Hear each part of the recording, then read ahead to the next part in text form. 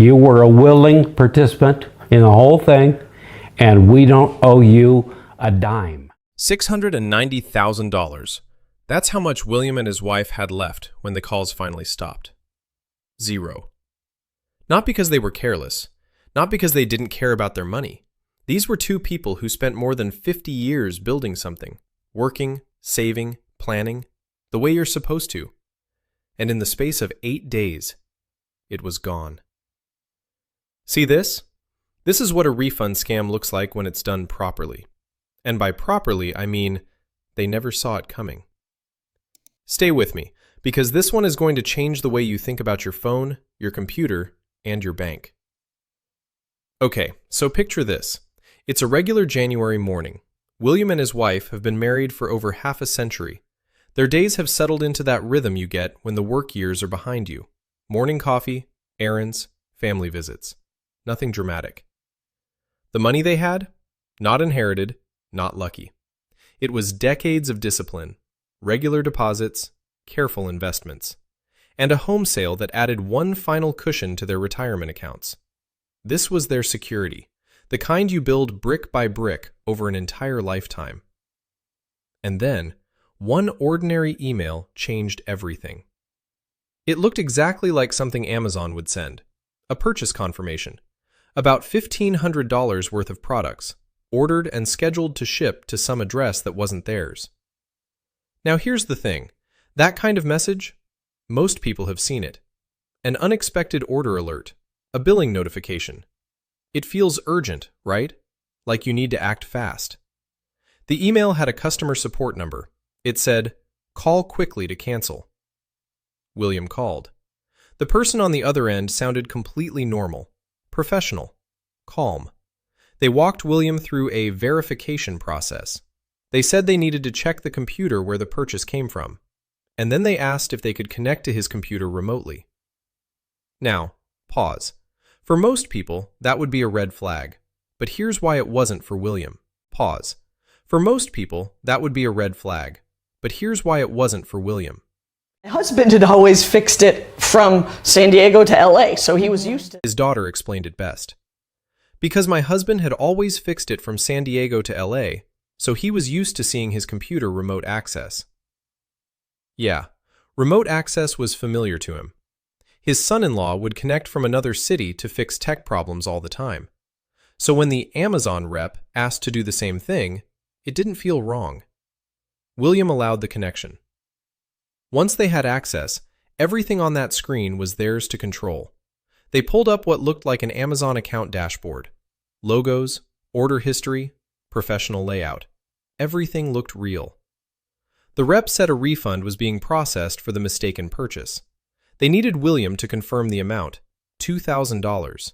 And then, oh no, something went wrong. The screen showed a transfer of $200,000 connected to the account. Their daughter described what she saw.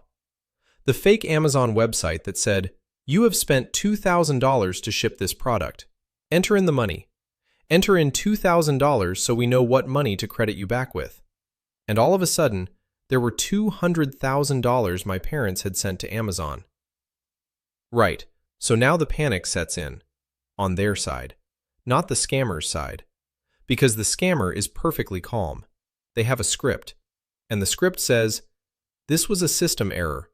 We need your help to fix it." Here's how they framed it.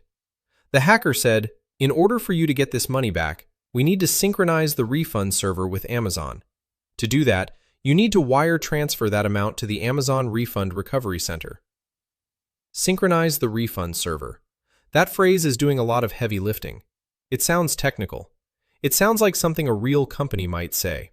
And when you're already stressed, already worried, you don't stop to question the vocabulary. You just want the problem solved. The calls kept coming, multiple times a day, morning, evening, each one reinforcing the same message. This needs to be resolved. You need to go to the bank, today.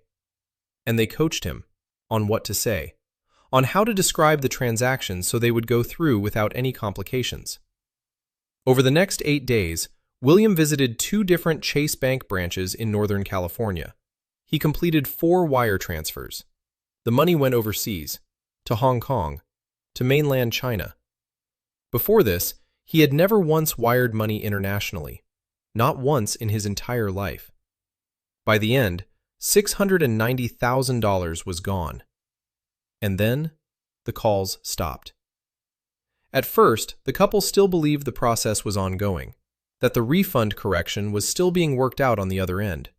But the silence stretched, and the questions started. And then came the moment where the truth became unavoidable. The Amazon email had never come from Amazon. The website interface? Fabricated. Every logo, every dashboard, every professional-looking screen, all of it was constructed by the people on those calls. They controlled what William could see.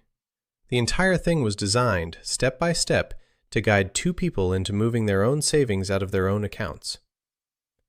William later described feeling violated. I felt very violated. He didn't yell it, he said it quietly. And somehow, that quiet made it heavier. He said, "I felt very violated. Very violated. I thought the bank should have asked me more questions." They went to Chase. They reported what happened. They asked for help. Chase's response was essentially, "The transfers were authorized. William walked in. William approved them."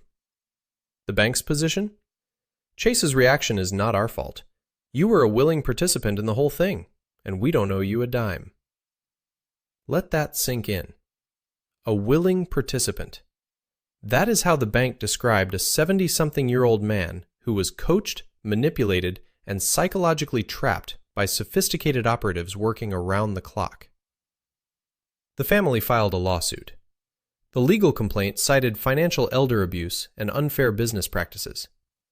The argument was straightforward.